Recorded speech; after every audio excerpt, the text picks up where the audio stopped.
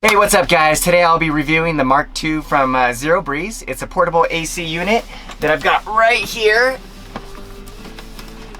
The Mark II from ZeroBreeze is a portable air conditioning unit that uses lithium batteries.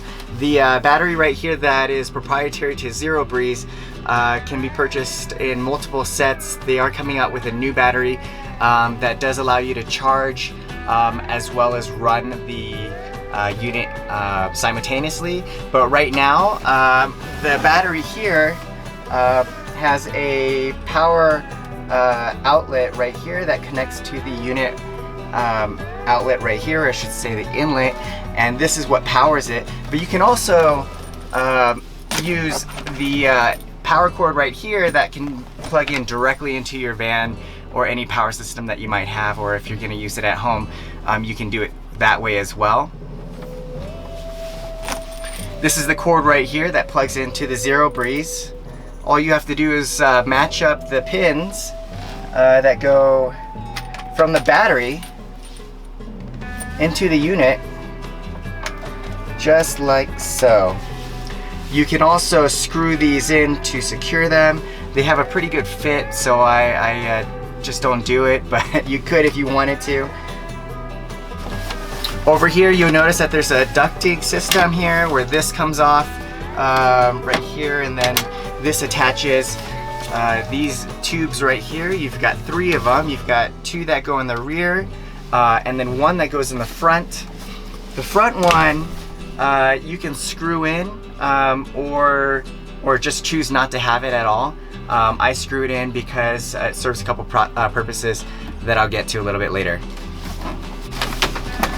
In the rear, you've got an intake and an exhaust. The exhaust is not toxic, there's no fumes. It's basically just hot air that comes from the condenser inside the unit. The intake and the exhaust, as well as the outtake, which is the AC, we'll get to the different functions of those a little bit later and how we can use those depending on the temperature of what we want to achieve, whether it's a hot day or a cold night. How we can use those to our advantages, and I'll talk about that a little bit later. For the tubes, all you have to do is simply you basically extend this a little bit over here, and you can see over here there's a thread inside that's molded into these duct plates, these mounting plates, and then you just screw these ducts in, and then you can divert the in this case the exhaust to wherever you need to. One side's the intake, so you want to, obviously keep that away from the exhaust, or else you'll be making the ZeroBreeze less efficient because it'll be pulling in hot air versus cool air from somewhere else. And then over here is obviously where the AC is going to come out of. This can usually get between, I would say, the high 50s, like 58 degrees, all the way up maybe around 65 degrees, but it's still pretty good. It's pretty cool for what you want to achieve on a cool day. Now keep in mind, this outtake right here is the equivalent to 1 AC vent, so don't expect this to blow like a, like a giant fan or cool the van or your vehicle rapidly. It's a cool cooling vent that is designed to cool a particular area, whether that's maybe directly in front of your face or a sleeping area like I have in the back of the van. We can direct the tube into that sleeping area and keep that particular area of the vehicle cool. Okay. Now the unit has a series of different buttons up here. We've got a fan function, which I'll show you up close. We've got like a little rocket symbol, which puts it on full blast. We've got a snowflake symbol, which is the air conditioning. A moon with a little Z next to it, which is sleep mode.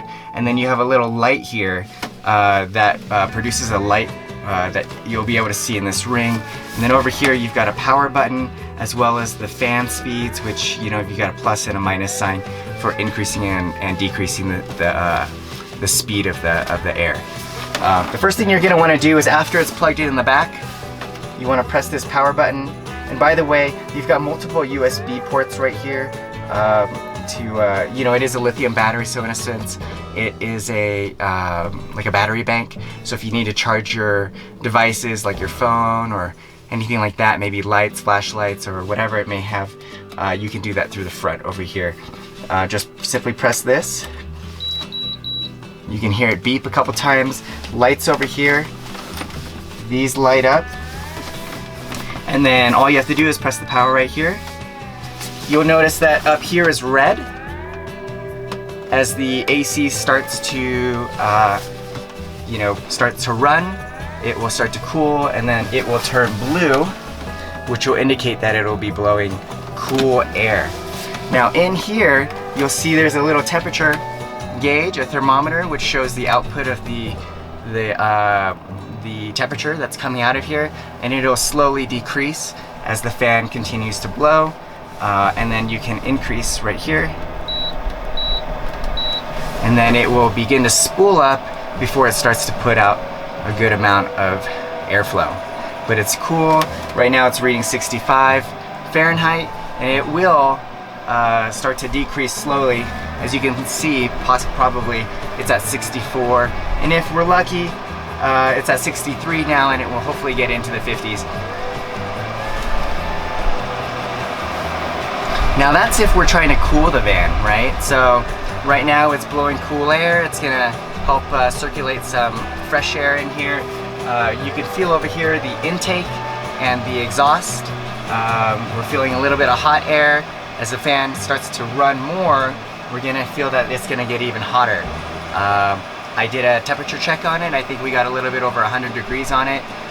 So, keep that in mind, that we do want to vent the hot air out of the vehicle. That way we're not mixing it in here and making it less efficient. Now, on the flip side, if it were a cold night, we could, in theory, use the hot air coming out of this unit to heat the van or the vehicle up. Now it's not going to be hot like a diesel heater or a propane heater, but it is pretty warm. Like I mentioned earlier, it can get over 100 degrees, although it is a small outtake right here I say exhaust. Again, there's no fumes or anything toxic coming out of it. It's just hot air coming off of the condenser. But we could keep this here. The intake can stay here because that will keep it warm, and then we can actually vent the cold air out of the vehicle. So I'll talk about how we can achieve venting out of the vehicle, whether it's going to be the hot air or the cool air. Now as I press the fan button, the condenser will shut off. It becomes much quieter, and then we get a nice circulation of air from the fan itself. Also, while we've got it on the front facing side, this is the light. If I press the light, you should see a light light up. That's kind of like a nice little night light if you need it, or if you need to look for something in the dark real quick. But that's the light function.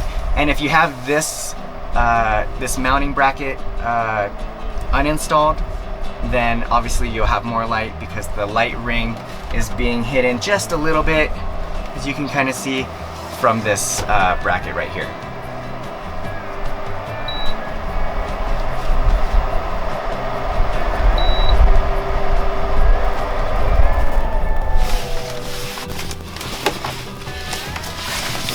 What I'd like to show you is putting the vent on is pretty easy. You can see that over here there's some threads. All you really have to do is spin this in this direction and it will be counterclockwise to sink in to it, and that should lock it in, and then we'll do the same on the other side.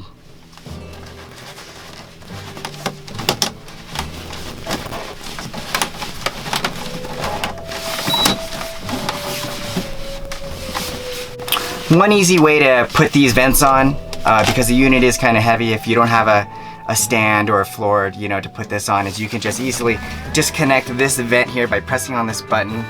This button, you just press it, it releases off, and then we can assemble it when we're done putting the vents back on.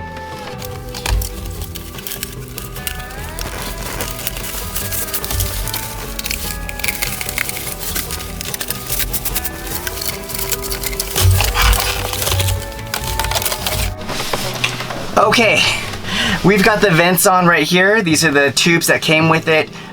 These tubes are expandable, as you can see, and we can put them in different directions right here so that they're not commingulating and or commingling. And then the cold air we can vent, you know, to my face or wherever it's gonna point to, whichever direction that we want to do.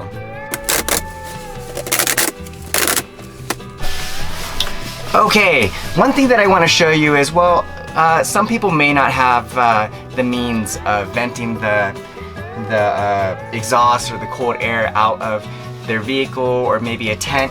So people will make their own devices. I just went over to Home Depot.